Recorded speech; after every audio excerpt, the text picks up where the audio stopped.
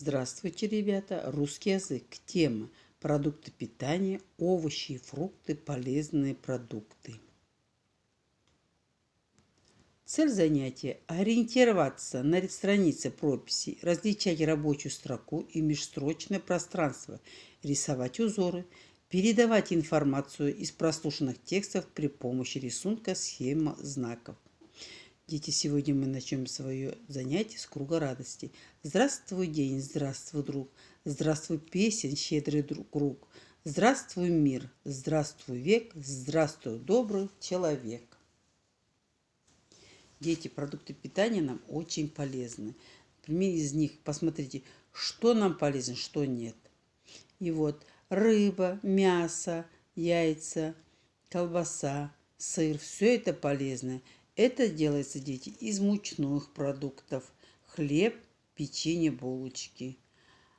А конфеты сладкие вообще нам не положено кушать. Рыба дает нам витамин тоже. А дети, что растет на огороде у нас, например, да?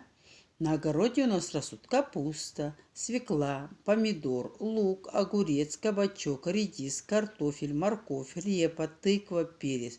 Но чтобы все это у нас хорошо росло, дало много урожая, за ними надо ухаживать, поливать, окучивать их надо. Творог, сыр, колбаса, сметана, масло, мед. Все это тоже полезное.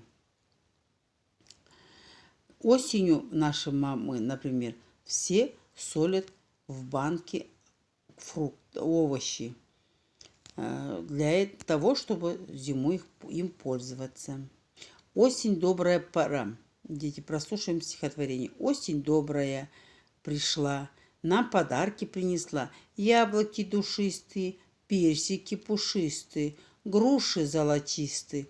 Осень принесла. Дети, что принесла нам осень? Что оно дает нам осенью? Еще одно стихотворение. Чтоб здоровым, сильным быть, нужно правильно питаться кашей, кушай овощи и фрукты, и молочные продукты.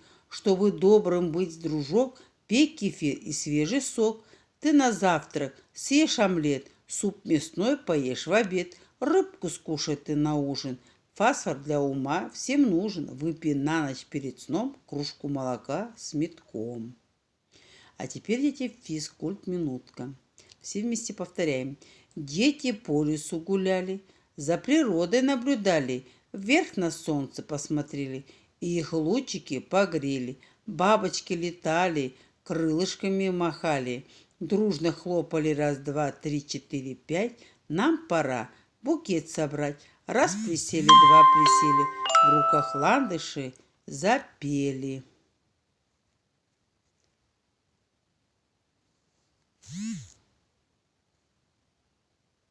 А теперь, ребята, у нас работа с тетрадью. Открываем мы 52-ю страницу. Первое у нас задание. Послушай и повтори.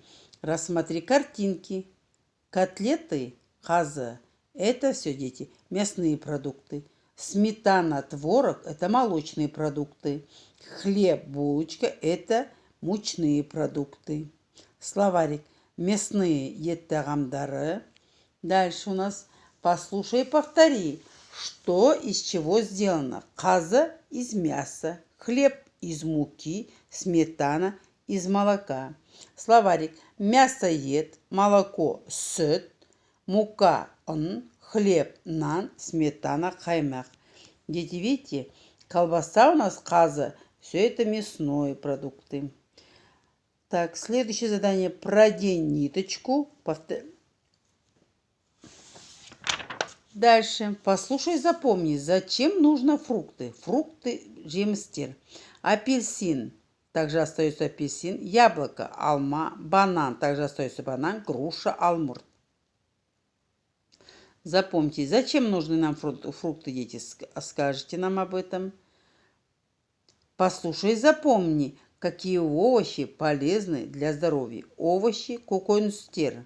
Картофель, картоп, огурец, хияр, помидор, қызанақ, морковь, сәбіз.